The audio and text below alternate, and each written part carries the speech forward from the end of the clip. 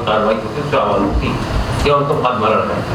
आपके में ये बात नहीं है, क्योंकि मैं भी संस्था से जुड़ा हुआ हूँ, तो मैं ये कहना चाहता हूँ कि ऐसे जितने नौजवान गिरफ्तार होते हैं उनका केस देखा जाता है, बराबर केस देखा जाता है। हमारे देश के अंदर जो मुसलमा है वो देखती है, APCR है वो देखता है, अभी तो APCR।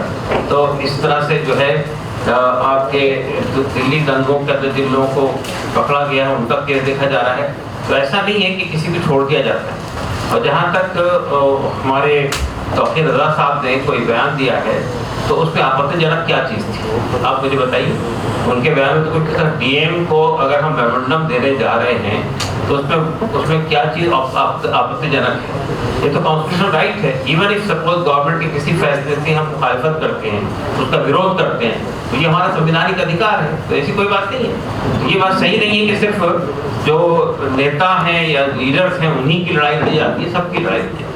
सर ये बताइए कि तकरीबन बरेली के अंदर 2000 से ज़्यादा लोगों के ऊपर FIR भी है और बुलडोजर कार्रवाई भी शुरू हो चुकी है, इसको किस तरीके से आप देखते हैं? देखिए, हमने कल ही एक स्टेटमेंट दिया है और हमने ये बात कही है कि ये जो कार्रवाई हो रही है गलत हो रही है।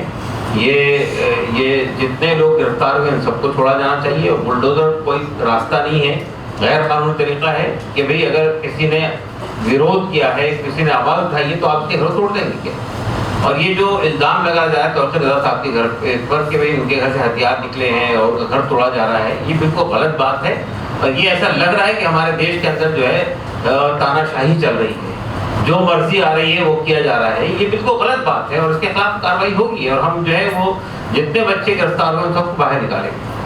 क्या लगता है कि लगातार मामले जो है आईएम हुकूमत को लेके बढ़ते जा रहे हैं, किस तरीके से देख रहे हैं? क्योंकि एक मुहिम के तौर पे चल रहा है और मुस्लिम पर्सनल बोर्ड ने 3 तारीख को बंद का आह्वान भी किया था इसी सिलसिले में, और बहुत सारी चीज़ें हुई कि इसके साथ आईएम मोहम्मद के लिए भी बंद रखा जाए। क्या ठीक है, देखिए असल में ये जो आईएम मोहम्मद के सिलसिले में जो सल्लल्लाहु अलैहि वसल्लम जो आवाज़ उठाई जा रही है, इसके 2 रीज़न हमको नजर आते हैं।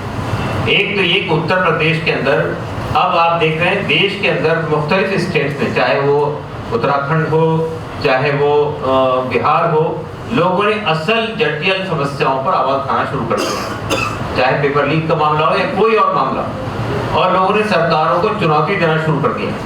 जब आप डिलीवर नहीं कर रहे हैं, जब लोगों की समस्याओं को हल नहीं कर रहे हैं, तो अब आपको ऐसे इश्यूज चाहिए जिसको छेड़कर आप सांप्रदायिक माहौल पैदा कर सकें। तो ये जो इस वक्त में किया गया है उत्तर प्रदेश में, योगी साहब लोगों का ध्यान असल समस्याओं से हटाकर एक सिचुएशन को कमलाइज करके अपना उल्लू सीधा करने की कोशिश कर रहे हैं। लेकिन बहरहाल हम समझते हैं और देश की जनता भी समझती है, बहुत दिन तक लोगों को बेवकूफ़ नहीं बनाया जाता है, तो पब्लिक खड़ी होगी। और अभी आपने देखा है कुछ दिन पहले ही पार्लियामेंट का इलेक्शन हुआ, 27 सीटें बीजेपी ने उत्तर प्रदेश में हारी है।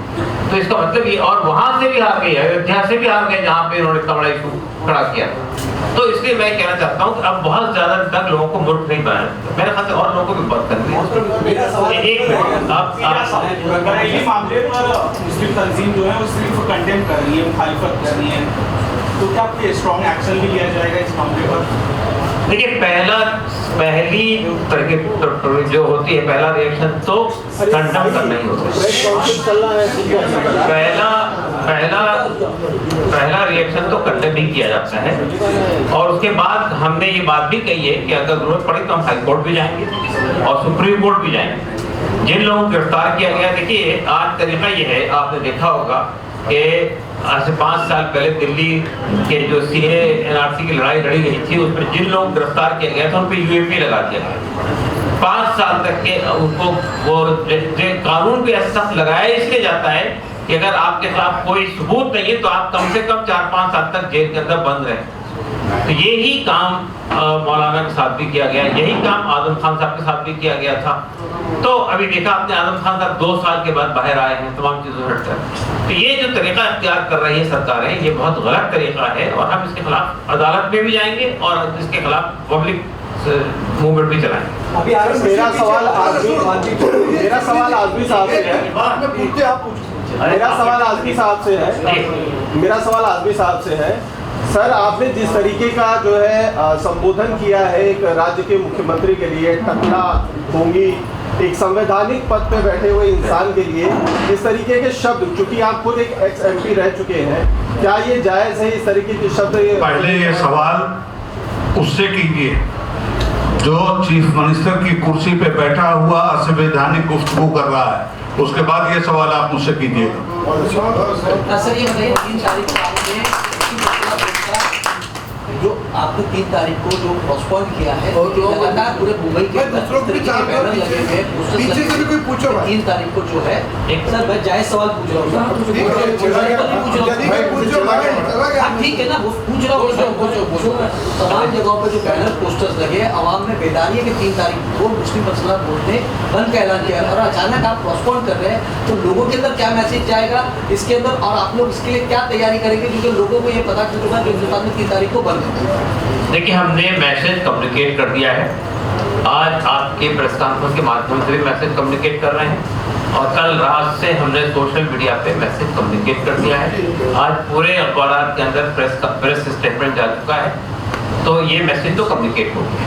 देखिए, कोई भी प्रोग्राम जब किया जाता है तो कुछ परिस्थितियाँ ऐसी बनती है जिसमें आपको कोई इमरजेंसी फैसले लेने पड़ते हैं। हमने महसूस किया कि हमने पूरे भारत बंद का ऐलान किया है। अगर वो भारत बंद कुछ स्टेट में प्रैक्टिकली पॉसिबल नहीं है तो वो भारत बंद नहीं होगा, तो इसीलिए हमने महसूस किया कि हम भारत बंद करेंगे, क्योंकि हमने पोस्टपोन किया है, हमने कैंसिल नहीं किया प्रोग्राम। तो ये प्रोग्राम, ये बात हम कम्युनिकेट कर चुके हैं और हमारे जो लोग हैं वो चीज़ों को समझते हैं और उन्होंने उसको उसी स्पिरिट में लिया। जी काजी साहब, एक सवाल मेरा आपसे है, ये जो पूरा आपने चूंकि एक वक्फ संशोधन बिल का जो एक मामला था, कानून बना, उसके ऊपर सुप्रीम कोर्ट ने अपना जजमेंट दे दिया, उसी के दौरान जब आपकी ये मुहिम एक ऑलरेडी चल रही है और सेकंड फेज की आप बात कर रहे हो, जो 3rd फेज में भी जाने की तैयारी है, लेकिन उस दौरान आई लव मोहम्मद को लेकर ये जो पूरा बखेड़ा पूरे देश भर में हुआ है, आपको नहीं लग रहा है कि ये जो मुहिम आपकी वक्फ कोर्ट को लेकर जो कानून आया है उसको साबोटाज या ओवर पावर करने के लिए या उसके बारे में चर्चा कम हो, इसलिए ये सारी हो रही है? क्या कहते हैं? मैं ये बात आपसे कह चुका हूँ कि जो असल इश्यूज हैं उनको डाइवर्ट करने के लिए, उससे लोगों का ध्यान बटाने के लिए इस तरह के इश्यूज किए जाते हैं। अदरवाइज आप मुझे ये बताइए, आई लव मोहम्मद कहना अनकॉन्स्टिट्यूशनल कहाँ से है, गैर कानूनी कहाँ से है? आप ये बताइए कि हमारे देश में नारे लगते हैं जय श्री राम, आज तक किसी ने उसके ऊपर कोई कानूनी लड़ाई नहीं किया है? नहीं, किसी मुसलमान ने उस नहीं, मुसलमान तो नहीं, तो किसी हुकूमत ने उस पर कोई हम कहते हैं आई लव मोहम्मद। हाँ ठीक है। तो मेरा कहना ये है कि ये डेलिब्रेट एफर्ट्स हैं चीज़ों को डाइवर्ट करने के लिए, सिर्फ ये नहीं कि वक्त की जो तहरीक चली उसको डाइवर्ट करना। मैंने कहा जो लोगों की डे टू डे समस्याएं हैं उस पर भी जब ध्यान जा रहा है लोगों का, तो उससे कैसे बटाया जाए, पूरी सिचुएशन को कमलाइज कैसे किया जाए, हिंदू मुस्लिम में लोगों को कैसे बांट दिया जाए, ये बहुत बड़ी, बहुत ही गहरी और घिनौनी साजिश जनता के साथ की जा रही है। जी